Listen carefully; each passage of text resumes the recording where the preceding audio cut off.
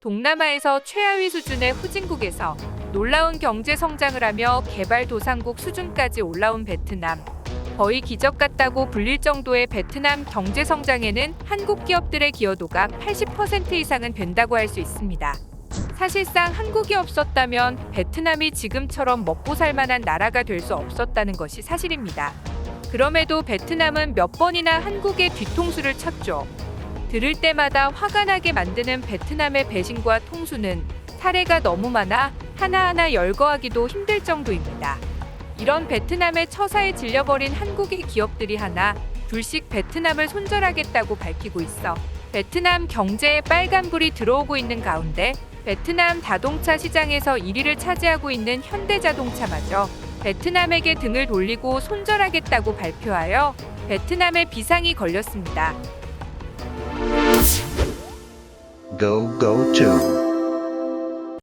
저임금 노동시장으로 대표되던 중국이 기술 탈취와 갑질, 공산당의 참견, 그리고 더 이상 저렴하지 않은 인건비 때문에 많은 기업들이 중국을 떠났습니다. 중국을 대신한 시장을 찾던 기업들은 인도, 베트남, 말레이시아 등 다른 아시아 국가에 눈을 돌리기 시작했고 그중 하나가 베트남이었죠. 월남전에서 공산당이 승리한 이후 공산당이 집권한 베트남은 수십 년간 가난을 벗어나지 못했습니다. 1인당 GDP는 358달러로 세계 195개국 중 175위로 세계에서 가장 가난한 20개 국 중 하나였던 베트남은 한국의 투자를 받으며 빠른 속도로 발전하게 되었고 2020년대 베트남의 1인당 GDP는 3,406달러, OECD 기준 세계 36위의 GDP 순위를 기록할 정도로 놀라운 큰 성장을 이루었죠. 한국 기업들이 베트남에 투자를 하기 시작한 이후 현재 베트남의 1인당 국민소득은 무려 10배나 오르며 베트남은 나름 먹고 살만하다고 부를 수 있는 나라가 되었습니다. 그럼에도 불구하고 베트남은 은혜를 원수로 갚는 만행들을 저지르며 한국 기업들을 진절머리치게 만들어 놓았는데요. 한국의 기업들이 너무 잘 나가자 베트남은 한국 기업들의 기술을 훔치기 위해 아예 국가가 주도적으로 나서며 사이버 공격을 감행해 기업의 기밀을 훔치려는 시도를 한 정황이 포착되기도 했습니다. 베트남 정부는 현대자동차의 기밀을 빼내기 위해 현대자동차와 베트남 탕콩그룹의 합작사인 HTMV를 노려 스피어 피싱 메일을 통한 해킹을 시도했습니다.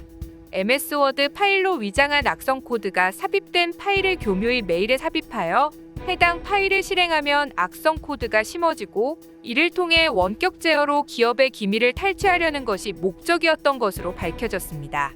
일개 기업의 기술을 빼내기 위해 국가가 조직적으로 나서 저지른 불법 행위는 베트남이 경제적으로는 성장을 했지만 정치나 행정면에서는 여전히 상식이 통하지 않는 공산국가라는 것을 알 수 있습니다. 이런 해킹 시도가 잘 먹히지 않자 베트남은 사이버 보안법이라는 이상한 법까지 만들어 한국 기업들의 기밀 자료와 보안 자료를 빼내려고 압박을 가했습니다. 베트남 정부는 기업들의 기밀 정보나 보안 사항들을 해외로 이동할 때 공안들의 검열을 받도록 압박을 하며 기업들의 기밀을 빼내기 위해 이상한 트집을 잡으며 개인정보를 탈취하는 등 한국의 기업들을 매우 압박했습니다. 악랄한 사이버 보안법은 한국 직원들의 신상 정보를 공안들이 열람하고 나서 그 정보를 베트남의 다른 기업에게 팔아먹기도 하는 등 조선족 보이스 피싱 조직들이나 할 법한 행위를 국가가 나서서 행한 것이죠. 베트남이 이렇게 기밀을 빼내려고 집착했던 것은 한국의 기업들이 너무 잘 나가는 것에 원인이 있습니다. 삼성의 경우는 삼성전자 단독으로만 베트남 GDP의 25%를 차지할 정도로 큰 영향력을 끼치고 있으며 베트남 스마트폰 점유율 1위를 삼성의 갤럭시가 차지하고 있습니다. 현대자동차는 최근 3년 연속 베트남에서 판매율 1위를 하는 등 베트남은 한국 기업이 베트남에서 잘 나가는 것이 배가 아팠던 것입니다. 베트남인들은 자신들의 땅에서 만드는 물건들이 한국 기업의 배를 불리는 데 쓰인다며 불만을 가지기 시작했고 한국 기업들 대신 베트남 기업들을 키워서 한국 기업들을 대체하겠다는 속셈을 내비쳤습니다. 베트남 정부는 삼성을 잡기 위해 스마트폰을 출시하고 현대를 잡기 위해 자동차 회사를 설립했습니다. 베트남 1위의 부동산 기업 빈그룹을 주체로 국가가 대놓고 밀어주면서 삼성과 현대를 따라잡겠다는 큰 포부를 밝힌 것이죠. 하지만 기술력도 없이 시작한 베트남의 사업은 큰 난관에 봉착하게 됩니다. 베트남이 야심만만하게 출시한 빈 스마트폰은 중국에서 수입한 스마트폰 부품을 그야말로 조립만한 수준의 조잡한 제품으로 스마트폰 사업을 시작한 지 3년 만에 결국 포기를 하며 스마트폰 사업을 접게 됩니다. 기술력 없이 만든 스마트폰으로는 삼성의 발끝도 도저히 따라잡을 수가 없었죠. 스마트폰을 포기한 빈그룹은 자동차 회사인 빈페스트를 설립하고 자동차 사업에서만은 현대자동차를 따라잡겠다며 큰 야심을 밝혔습니다. 기술력이 없던 빈페스트는 독일의 자동차 부품을 사와 베트남에서 조립하는 이른바 껍데기만 베트남 차인 독일차를 만들어 파는 전략을 취했습니다.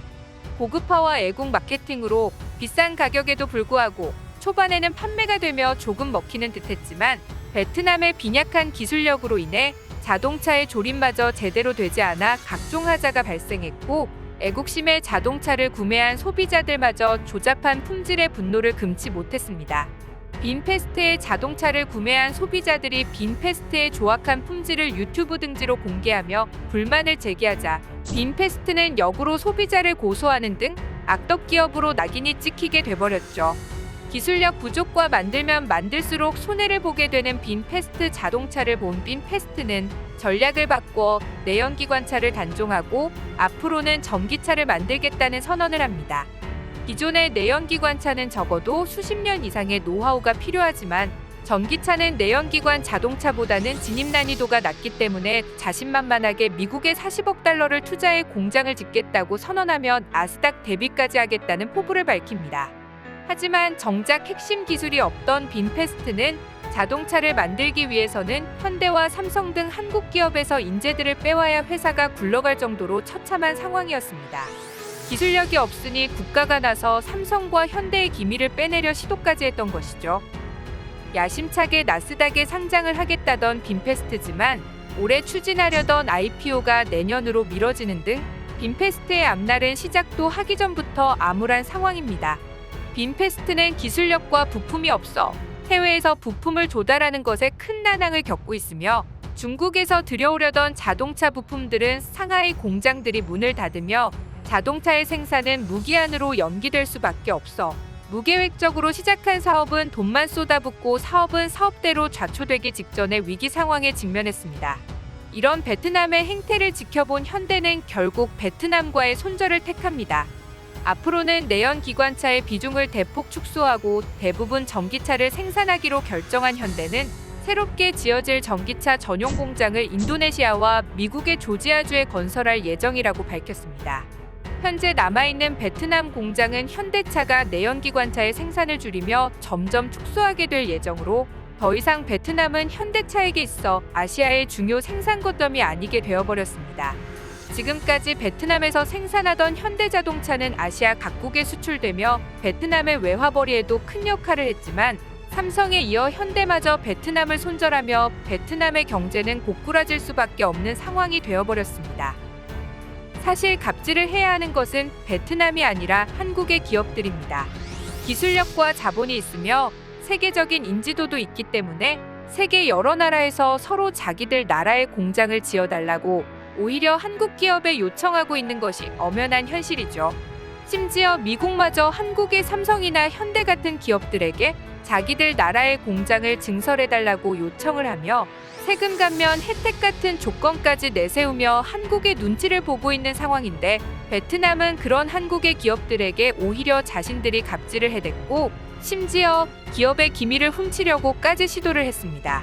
베트남 정부의 이런 행태에 한국의 기업들은 학을 떼며 베트남에서 하나 둘씩 손절을 시작했고 삼성이 손절을 한 데 이어 현대마저 베트남을 손절하며 베트남은 뼈아픈 타격을 받을 수밖에 없게 되었고 앞으로 베트남 경제의 미래는 처참한 몰락을 경험할 수밖에 없는 상황에 놓였습니다. 작년 한 해 마이너스 성장을 시작으로 앞으로 베트남에 펼쳐질 미래는 암울한 전망으로 가득 차고 있습니다. 시청해주셔서 감사합니다. 구독과 좋아요는 양질의 컨텐츠를 만드는 힘이 됩니다.